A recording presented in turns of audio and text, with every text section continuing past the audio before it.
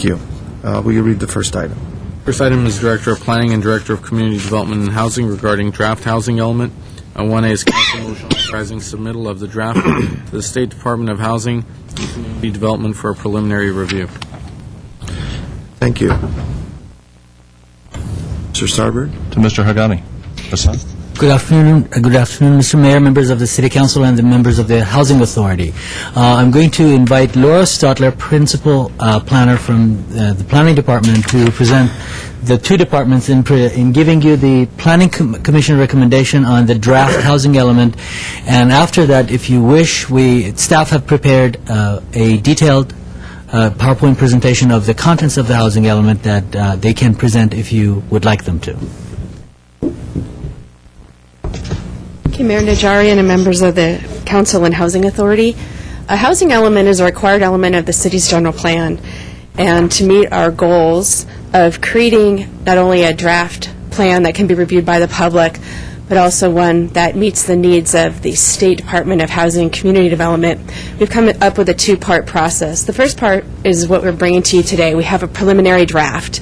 We've gone through the requirements of state law. We've updated it according to a lot of the programs that the city already has identified through its housing action plan. We've also gone out and had community meetings. We had a housing task force that reviewed goals and policies. We met in December with the Housing Task Force and also again in January. And based on that information, we compiled that preliminary draft that was presented to you. We went to the Planning Commission last Wednesday now, and they took a look at it. They made two recommendations. First of all, they did recommend that the City Council have us submit that draft to HCD, the Housing Community Development at the state. They also recommended that we have additional public meetings to take public comments on the preliminary draft, and that any comments that we would receive while an element would be under review by the state, that we also send those comments to the state, so that when we get comments back from HCD, they would have the benefit of any comments that have come to staff during this public review period. So we do have a presentation. We weren't sure if you wanted to receive that or not. But that would conclude staff's presentation if you do not want to have a PowerPoint. I'd like to ask a question. Mr. Weaver? It's been said that we keep putting in too much housing. Infrastructure and everything else, has to get in first. What's the state's position if we said we're not going to put any additional housing into Glendale? Low income, moderate, anything? Well, the state's position is that we have what's known as a regional housing need. We need to provide zoning and demonstrate that we have that ability to meet a regional housing need. As part of our element, we do have it planned for, actually, our requirement, according to the state, is 3,131 units that we need to provide between, or at least show that we can provide, between 2006 and 2014. What if we said no? Zero.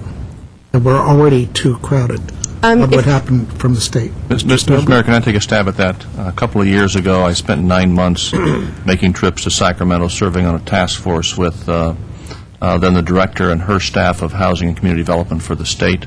The state's, to the extent the state has a policy, the state's policy on housing has been to encourage local agencies to meet what, at that time, and I haven't heard different numbers, is a growing population in California of almost 600,000 people a year. And again, I haven't heard that that's been abated because of the housing issues facing the state. That the state, in promulgating its position on housing, has generally wanted to find ways to stay away from the green pasture developments, in other words, taking our open space and developing subdivisions, but instead concentrating housing, to the extent practical in the state, along transportation corridors, in urban centers, which are two key planning policy matters the state has, and to the extent that they have the ability to put pressure on local agencies to do that, that has been part of their policy. In Glendale here, the question about concentrating housing in the downtown, for example, I don't know of a community that has been successful attempting to put a gate at its entry and stop more people from coming in. There have been some who tried over the years. Generally, it's been met with not very much success. Doesn't Bradbury have a gate? Well, Bradbury has a gated part of the community. They have an ungated part of the community as well.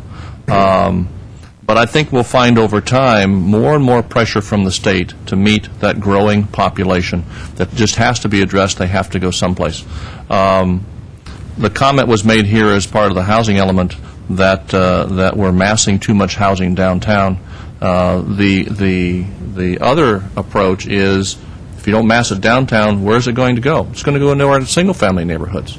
So your strategy has been, as evidenced in the downtown specific plan, one of meeting that demand for housing and Glendale's share of that by looking for areas in the downtown that more dense housing can be developed, can frankly be more economically supported rather than spreading it out, which puts more strain on fire, police, and all your infrastructure.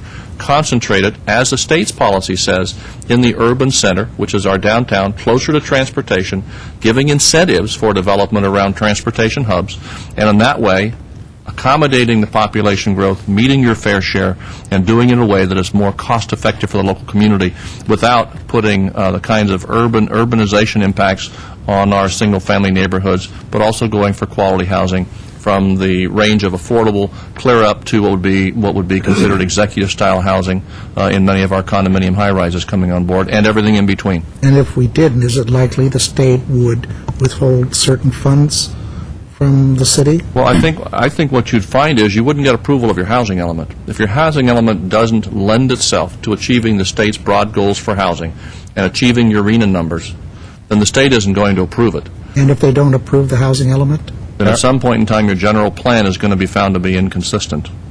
If I may, Mr. Chair, there are also, you're correct, there is in some instances some grants that the state gives that they require housing element certification as a requirement. For example, the grant that we received for the storefront library on Adams and Chevy Chase, the requirement of that grant was that we have a certified housing element before we could apply for it. That's what I'm trying to say. There are repercussions if we don't just, what's the word I'm looking for, look at ways to create housing, and we've done that on the transportation corridor and downtown, as you said. We just can't put our head in the sand and say no more. The practical reality is you don't have the latitude at the local level of deciding you're not going to accommodate any more housing. Now, the state doesn't currently have a gigantic hammer to hold over your head unless, for example, somebody challenged your zoning and its consistency with your general plan, and if you don't have a housing element that has been approved by the state, then it calls into question whether you have a general plan on which to base your zoning decisions. And there have been communities where it's been challenged before. But I think what we're going to find over time, especially as the population continues to grow and there's more and more pressure put on the need for more housing, you're going to find the teeth putting more and more, or the state putting more and more teeth into the various programs and grants that they have. And at some point, as the task force I served on worked on for 9 months, there I will tell you the state was proposing to implement some very draconian teeth behind your obligation to meet RENA numbers, including things called, for example, by-right zoning with a horizon of 20 years. And I'll tell you, that would begin to diminish the amount of local flexibility you do have in making decisions over zoning and development in your community. That is where the state has a tendency to go, is to bring the authority at the state, diminish your flexibility at the local level. So if communities aren't meeting the goals and providing reasonable means for the state to meet its housing goals statewide, they'll just take more and more of the local flexibility away. That's what I'm trying to get at. We've taken an initiative to prevent the state from coming in and dictating to us any kind of draconian measures. Other cities might get it. But I think we've gone in the right direction in preventing that. And if what I saw on TV this morning, a woman standing in front of Lake Michigan, totally frozen over, the announcer was talking about moving to Southern California. So I figure there'll be a few more on the way. If I may, it's also significant to know that our RENA numbers actually decreased in this round, and that was not an accident. That was a result of years of work that our staff, particularly Jeff Hamilton, who's been working with SCAG and other cities, we've been negotiating with other cities regionally in the regional plan to decrease our numbers, our projected numbers, so that the other cities in the region will actually step up to the plate and take a higher share of the housing needs than they have historically done. Mr. Chair, if I can, a final comment as it relates to planning in general. Your encouragement and support of a planning staff that has brought a much higher level of sophistication to our planning effort overall, both the downtown as it relates to the downtown-specific plan and the mobility plan, which won SCAG's highest honor this past year, is reflective of this council's desire to really have a much more comprehensive and sophisticated approach to our planning in Glendale, this housing element being one of them. Hassan's role, his staff's role. I will tell you that Glendale is the envy of many, many communities that frankly don't have and aren't able to have the level of sophisticated planning that we've come to expect and do here in Glendale. Well said. Mr. Quintero.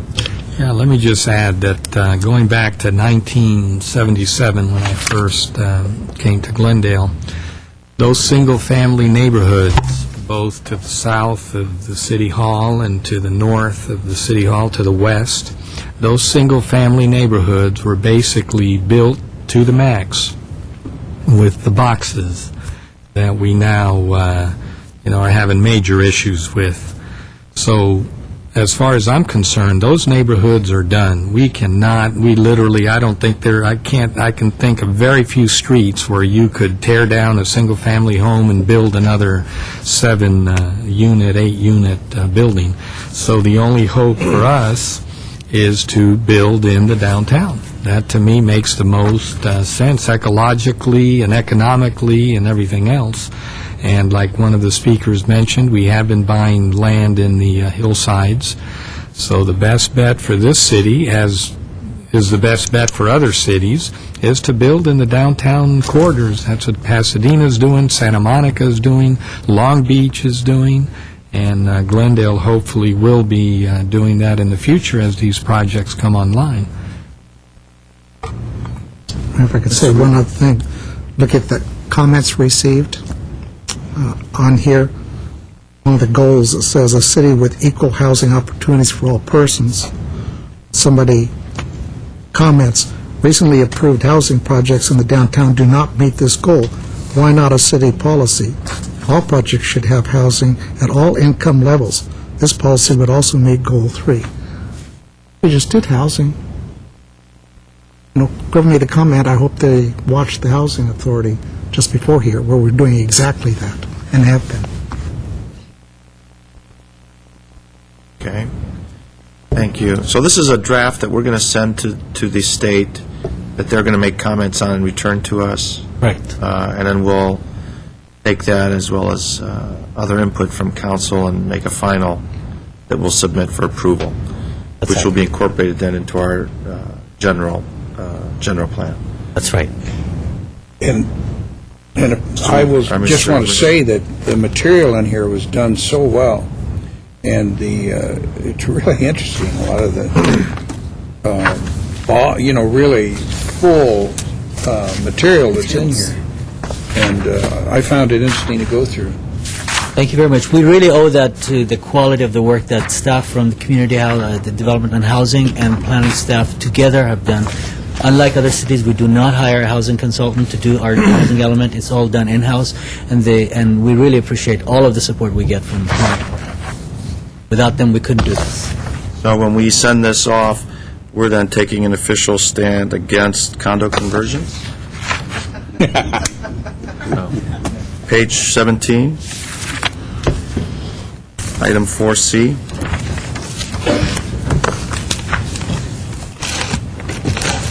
Prevent the displacements associated with condominium conversions? That would be the overall. Are these just discussions within the draft, or? These are discussions within the draft, and if in fact this goal ends up in the housing element at the end, if you were to review and revisit the condo conversions policy, we would have to examine it against this. And Mr. Mayor, that raises an interesting point. I mean, Hassan, I see in the staff report the note that during the Housing Task Force meetings it was suggested the element include policies which discourage the demolition and conversion of affordable multifamily rental housing and to encourage replacement of affordable units on a bedroom-by-bedroom basis. I thought all of that section got to the issue of conversions as well as demolition, and it indicates here that it's not incorporated as part of the policy in the housing element. Correct or incorrect? I'm checking in with. I'm fine with it the way it is. We did have a recommendation that came out of our, one of the members of our Housing Task Force raised that issue of whether or not we should have a policy to actually discourage the demolition. And when we brought it to the Housing Task Force, there didn't seem to be any agreement at all that they agreed, yes, we should have that policy, or no, we shouldn't. And so that's why we left it out, and we did put it in the staff report in case the council had any discussion, but we did not add anything new as far as that policy goes. Well, This isn't the condo conversion policy as we know it. This is It's a destroying a demolition. building Exactly. and replacing, instead of rental units, replacing them with ownership units. At Exactly. higher, either ownership level or higher rental. That's correct. In the housing advocacy world, the theory is that the older housing stock that actually where most renters reside with lower rents today, by gentrification and the demolition of that housing stock, you actually displace those people who would otherwise have no other place at that rate to go to. And that's where that particular recommendation stems from, but did not gain a lot of support in our city. Okay, so, I mean, that's an interesting, not to take a sidetrack on this, but part of our entire focus and goal in a redevelopment district would be to eliminate blight.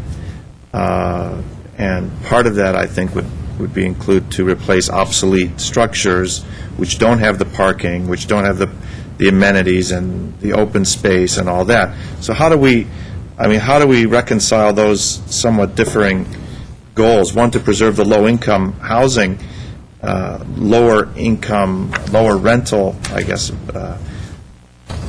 figures of property versus the entire notion of upgrading, beautifying, et cetera. Mr. Mayor, you're actually putting your finger on the very, very heart of a big policy issue that in the general plan development regionally, especially in Southern California, all over California, especially in Southern California, every community faces. You might know of for example, the battles in downtown L.A. that the low-income housing advocates have been having with quote-unquote gentrification of the downtown L.A. process and the conversions of those buildings or the demolitions of some of those buildings.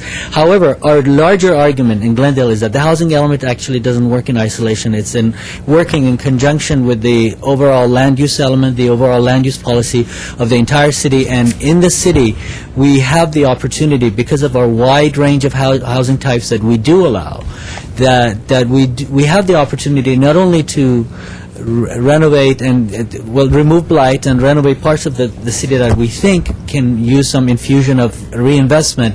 At the same time, we still are able to provide entry-level, taking into account our regional standards of what entry-level housing might be, and even in the rental market. The rental market is a different discussion, but at the entry level of ownership, we're not doing badly compared to a lot of other cities that have pushed out a lot of lower and medium income people and who cannot afford to buy or rent in their particular city. Glendale still is not in that place.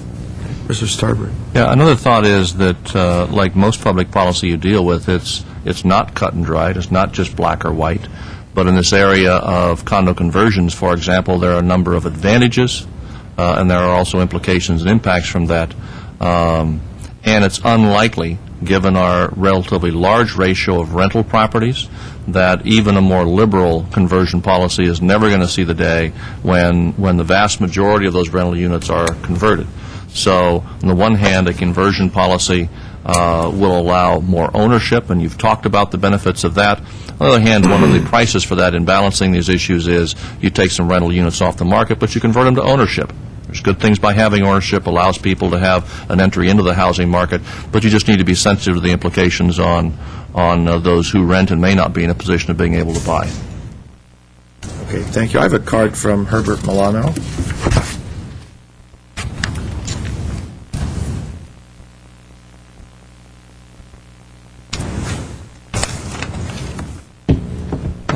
Mr. Najarian, I was wondering if I may have 5 minutes?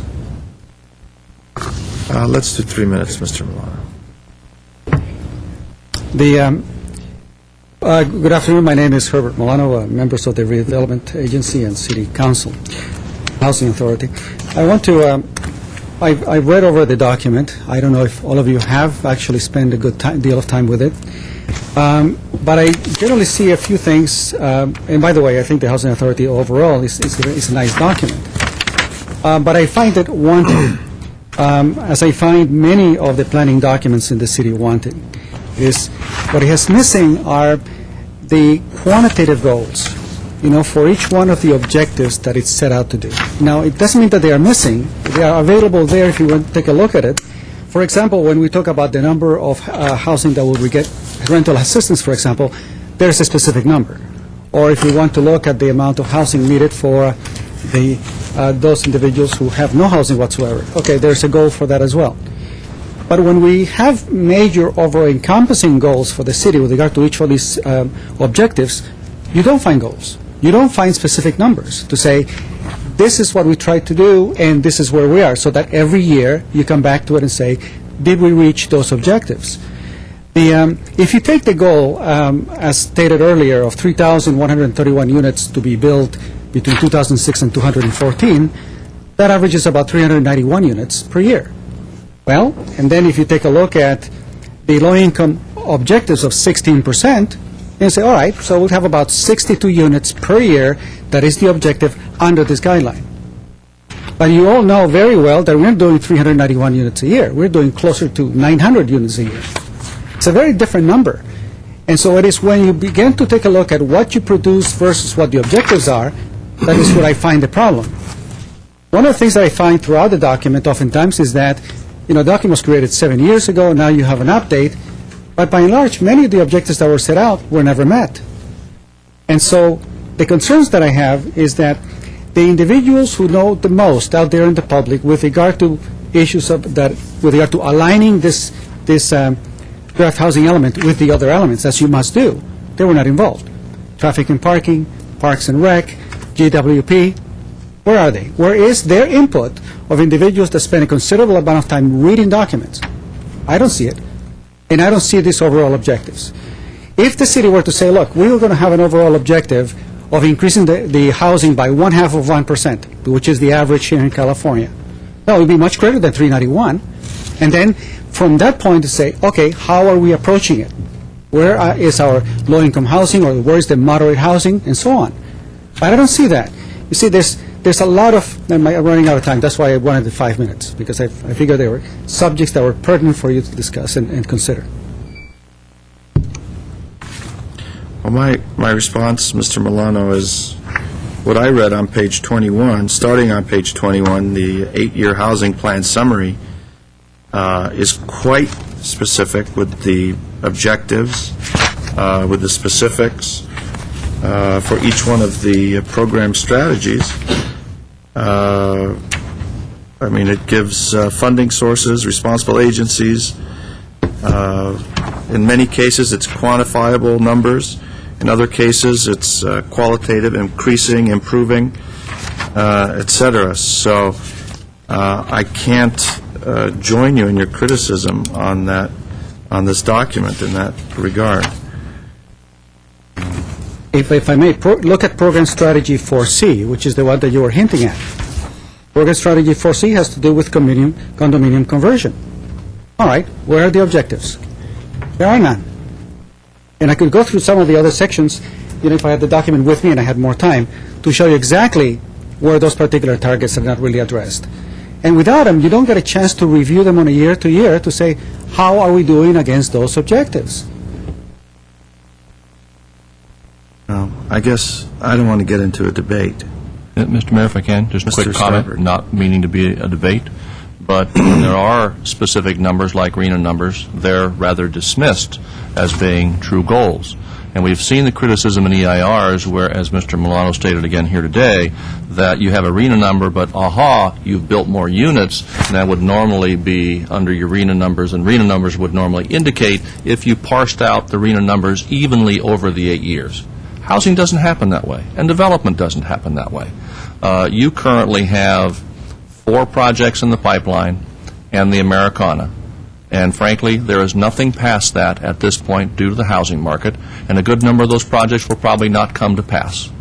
But every one of them will state that if they were all built, well, you're ahead of your RENA numbers. That's because housing doesn't happen spread out evenly over 8 years. You don't get to divide by 8 and take an average and be assured that that's what's going to happen, because, frankly, you don't necessarily control it. You set the stage for it through your zoning and your housing element, and through some programs you help to encourage it and facilitate it. But you know what? So much of it depends on the marketplace and the willingness and ability of developers and their timing. And as a result, yes, you have more units currently in the pipeline under entitlement and design process than RENA would normally anticipate at this point in time, but you might go a number of years after this and have a drought of housing. These are not hard and fast numbers you can apply on an annual basis. They're targets, they're goals, and if a RENA number isn't a good target and a goal with all of these subsets of very low, moderate, and upper income in the area of housing, I don't know what there is. I think your housing element does a very good job of laying the groundwork so that those numbers can be accomplished with some encouragement and facilitation by the city, and done in a way that it has the least negative impact on your community, and hopefully actually has a positive impact on your community. Thank you. Mayor, I'd like to move 1A. Second. Okay. There's no further discussion. Roll call, please, for council. Council members Raymond, Yes. Carroll, Yes. Aye. Stefan, Mayor Najarian. Yes. Move to That's the only adjourn action item. for the city council. For council, is there a second? Yes. So Yes. Motion? Yes, second. to adjourn. Is there a- Council's adjourned. The Housing Authority, Move for housing? is there a second? And adjourned at 3:30. And as we adjourn, the record should reflect that the closed session item for the Housing Authority was not held. It was not conducted. Right.